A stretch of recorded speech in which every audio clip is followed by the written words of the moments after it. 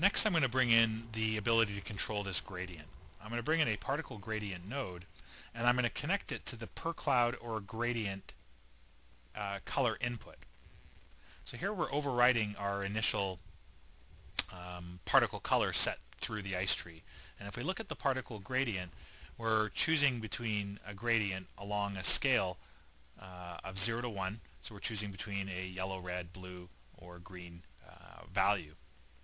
If I double click on the gradient to open up its property page, I'm actually going to set the gradient from black to white just to begin. I don't really need all of these colors. So I'll set a black to white gradient. And as far as the gradient position goes, right now the gradient position is starting at a gradient position of 5 and ending at 0. What I'm actually going to do is have the gradient start something like this. So what we should end up doing is darkening our particles. What was happening was that the gradient was being stretched out beyond its scale of 0 to 1. So we were actually ending up with more white and less black. So we really want to balance that out so our gradient position matches with what we see inside of our property page. I can control the intensity of that gradient. So I can kind of ramp its intensity down if I need to.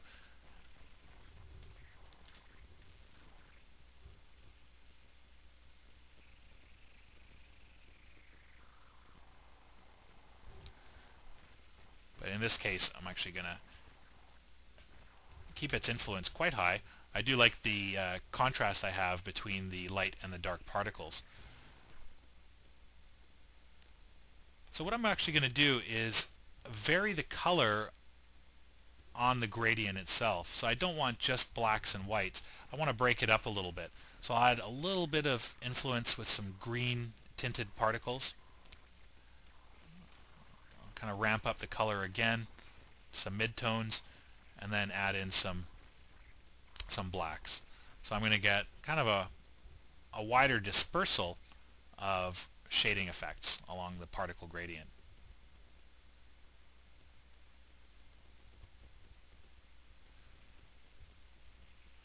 So it looks like our whites are still a little too intense. So I'm going to take the whites down into the medium grays.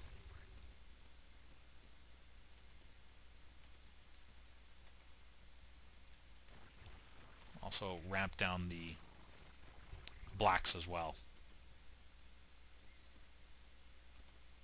I'm going to delete this marker here. I'm starting to get too much of a rim on the edge of the particles, which I don't want.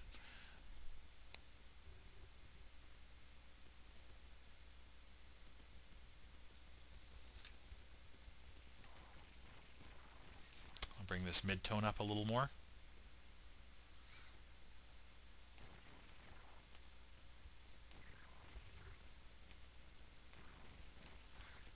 I'll do something more like that. So really this is just customizing the look of your cloud shader.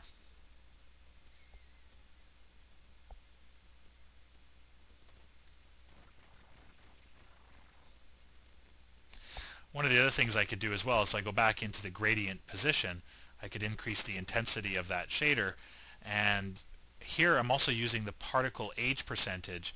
I could also decrease the influence of the particle age percentage on the actual gradient.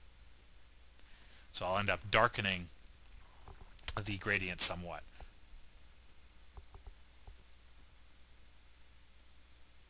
So the idea is to get a lot of definition, contrast within the particle cloud, so that as it's emitting upwards, the different colors can be seen roiling through the cloud as the particles roll.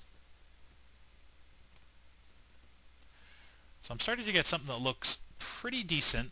It's a little bit too dark through the beginning stage, so I'll also come back in and raise the colors a little more, kind of a dark gray, 20%. And also turn the aliasing down a little as well.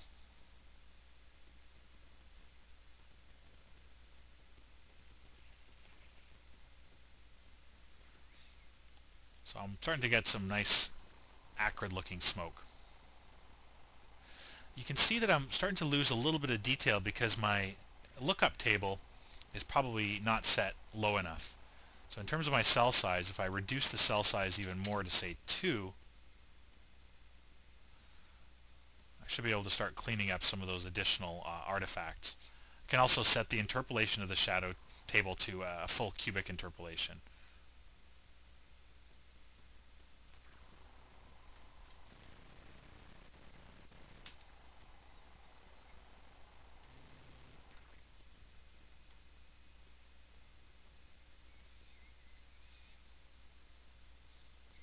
Let's have a look at what I've got again.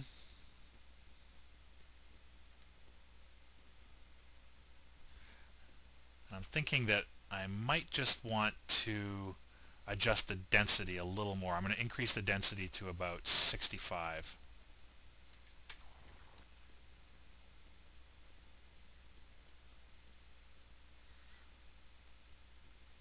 I'm just adding a little bit of darkening into some of these cracks here.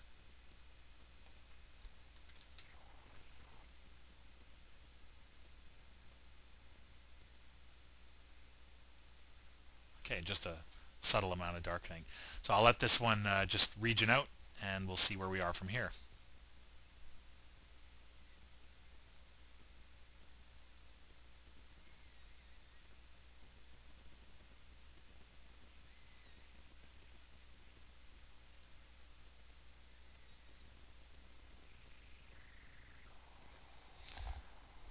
Okay, not looking too bad.